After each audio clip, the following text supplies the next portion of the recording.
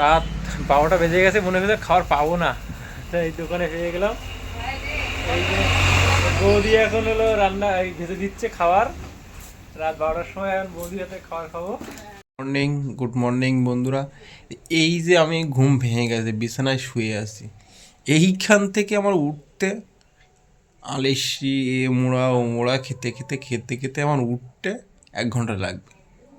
এইসব যে কবে আমি চেঞ্জ করতে পারবো, মানে ঘুম ভেঙে গেছে, উঠছি, উঠবো, একটু মোবাইল চাপবো, একটু এদিকে ঘুরবো, একটু ওদিকে ঘুরবো, এই করতে করতে আমার উঠতে লাগবে এই বিছানা থেকে 1-1.5 ঘন্টা লাগবে।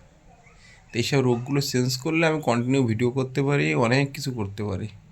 জানি না কবে থেকে এগুলো চেঞ্জ করতে পারবো, নিজেকে এতটা মানে কঠোর শাস্তি দিতে পারবো। চলো দেখি আজকে উঠে পড়ি, তোমাদের দেখালে আমি উঠতে পারি, না হলে হয় না। চলো উঠে পড়ি, দেখি উঠে নিজের কাজগুলো কমপ্লিট করি।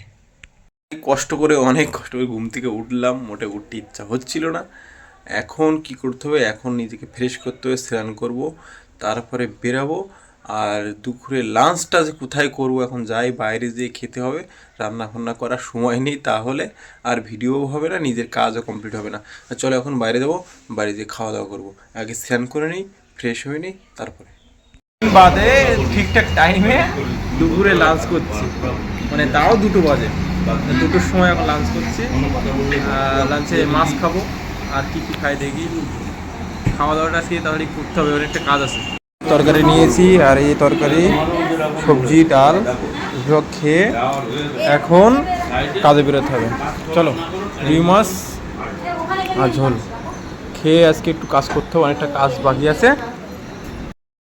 লাঞ্চ করার পরে বন্ধুর কথা খুব মনে পড়লো, কেন বন্ধু আমাকে 2 দিন আগে ফোন করেছিল যে রবিবার আজকে বেরোবো চল একটু। তা আমি সেদিনকে আমার আরেক বন্ধুর বাড়িতে গেছিলাম, এই যে মন্ত বন্ধুর বাড়িতে এসছি। মন্ত বন্ধু এখন মুড়ি দিয়ে আর কি এটা খেজুরি গুড় দিয়ে ভিজিয়ে, চলো ও খাক। দুপুরে লাঞ্চ করছে, এটা জানি না ভাত খেয়েছি কিনা। আচ্ছা, শরীরটা গরম তাই আজকে ঠান্ডা করছিস?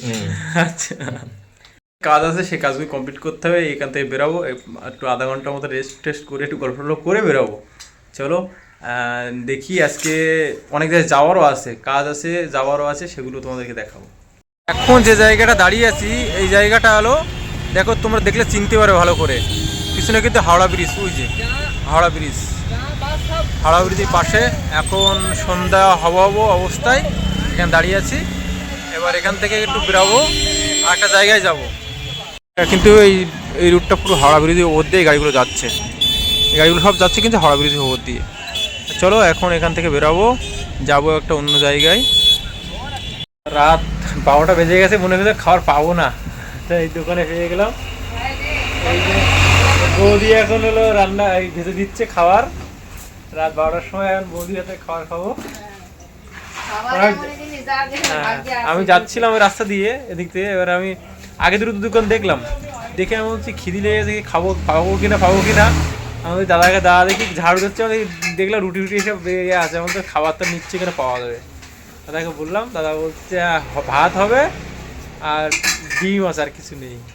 তো চলো এইটাই খেয়ে নেই।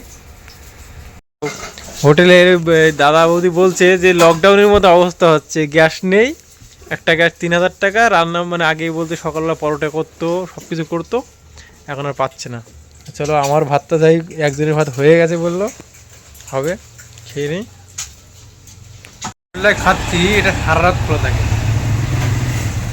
থাকে, দাদা খুব চলে আসবি, দরজায় ঘা দিবি, এই যে দরজায় ঘা দিবি, খুলে তোকে খাবার দেবো। ভালোই হলো, আমার রাত্রে এরকম মাঝে মাঝে দরকার পড়ে খাবার। করে চলে আসলাম ভূতনাথ ঘাট, এই যে ভূতনাথ ঘাট। রাত্রে দেখো এখনো লোকজন, মানে বাবা ভূতনাথের স্মরণ করছে, এখন দেখো কত লোক দেখতে পাচ্ছ। হ্যাঁ, রাত্রে গেট সব বন্ধ, তবুও মানে বাবা ভোলেনাথের স্মরণ করছে। আর লোকজন আছে কিছু কিছু যারা এসছে, যাদের মানে প্রিয়জন হারিয়ে গেছে নিমতলা ঘাটে পোড়াতে, তারাও এসছে। চলো সামনের দিকে যাবো, একটু ঘুরবো, একটু ঘুরে তারপর চলে যাবো।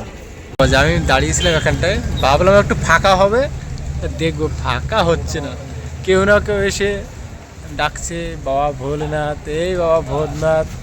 কেউ এসে প্রণাম করছে, কেউ ছবি তুলছে। রাত 1:50 বাজে, তবুও ভূতনাথ ঘাট এখনও দেখো কেউ না কেউ আসছে, কেউ ছবি তুলছে, কিছু করছে। এই একজন প্রণাম করছে, হ্যাঁ, এরা এসে বুকে হাত দিয়ে বাবার নাম করছে। আর ওদিক থেকে নিমতলা ঘাটের থেকে মানে যাদের প্রিয়জন হারিয়ে গেছে তাদের পুড়িয়ে বাড়ি যাচ্ছে কেউ। এই দেখো রাত কিন্তু 1টা বাজে। তা বাবা ভূতনাথের এখানে কোনোদিন দেখলাম না যে ফাঁকা হয়ে গেছে, না কেউ না কেউ এসে আবার কেউ এসে ডাকছে বাবা ভূতনাথ, এই ভোলেনাথ কোথায় রে, এসে বলছে। বেশ ভালোই লাগছে। চলো, অনেক ঘুরলাম, অনেক আনন্দ করলাম। এবার আমারও ফেরার সময় এখান থেকে ফিরতে হবে। রাত 2টো বাজে যাই, আস্তে আস্তে বাড়ির দিক যেতে হবে। চলো, এবার একটু ফাঁকা হয়েছে দেখো, এখন বর্তমানে কেউ নেই।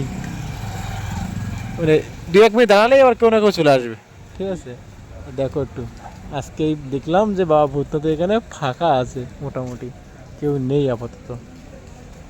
এই যে এখনো এই লোক যে কপালে যে বিভিন্ন এঁকে দেয় তারা এখনো যায়নি, তারাও আছে, দেখতে পাচ্ছ। তাই হলো অবস্থা। মানে কলকাতার লোক ঘুমায় না সারা রাত, এখানকার লোক সবসময় জেগে থাকে, বুঝতে পারছো। মানে কলকাতা শহর কখনো ঘুমায় না। চলো যাই, আমি বেরিয়ে যাই, আমারও সময় হয়ে গেছে। আজকে একটু ফাঁকা ফাঁকা লাগছে মনে হচ্ছে বাবু। ফাঁকা না পুরো? হ্যাঁ, বাবু বলছে বিলকুল ফাঁকা আজকে। সত্যি এরম ফাঁকা আমি খুব কোনোদিন দেখি না, আজকে একটু ফাঁকা ফাঁকা লাগছে। মানে কালকে বৃষ্টি হয়েছে, অনেকে হয়তো ভয়তে বেরোয়নি বৃষ্টি বৃষ্টি হবে কিনা এসব কারণ। তারপরে ভোট আছে, ইলেকশন আছে, সমস্যা, ঝামেলা ফামেলা হচ্ছে রাস্তাঘাটে। চলো বেরিয়ে যায়, আমারও সময় শেষ, রাত 2টো বাজে, এখন বেরাতে হবে, বাড়ির দিক যেতে হবে। চলো যাওয়া যাক এখান থেকে। ফাইনালি বাড়ি চলে এসেছি। তার লোক রাত্রি বাড়ি আসে, আর আমি বলেছি যে তোমাদেরকে ডেলি ব্লগ আমি মর্নিং থেকে শুরু করে নাইট পর্যন্ত নাইটে শেষ করবো। তো এখন কটা বাজে জানো? এখন সকাল বাজে 10টা। তা আমার নাইট হচ্ছে এখন সকাল 10টার সময়, মানে রাত 10টা, আর লোক ঘুমায় আর আমি সকাল 10টায় ঘুমাই। চলো ঘুমাবো, মশারিটা টানাই নেই। আর কি বলবো, এই জীবন চলছে। আর এই যে গরিবের ঘর, গরিবের সংসার। চলো এখন ঘুমানোর সময় হয়ে গেছে।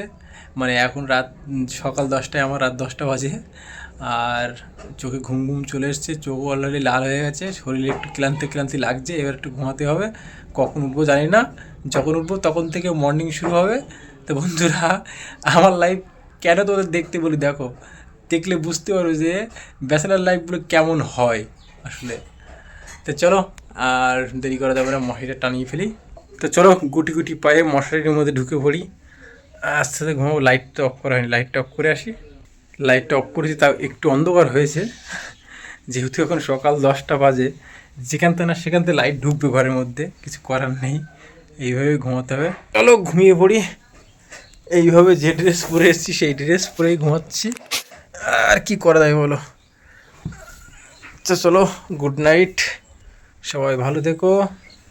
সকাল সকাল ঘুম থেকে উঠো, আমি নিজেকে বলছি সকাল সকাল ঘুম থেকে উঠো খোকা, না হলে তোমার সব বানচাল হয়ে যাবে কাজ বাজ। তাই এইভাবে লাইফ চলছে বন্ধুরা।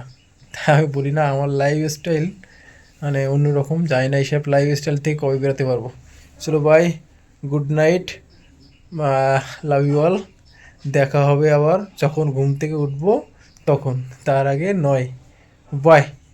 চলো দেখতে থাকো, কমেন্ট করো আমি কীভাবে আমার লাইফ স্টাইলটা চেঞ্জ করতে পারি।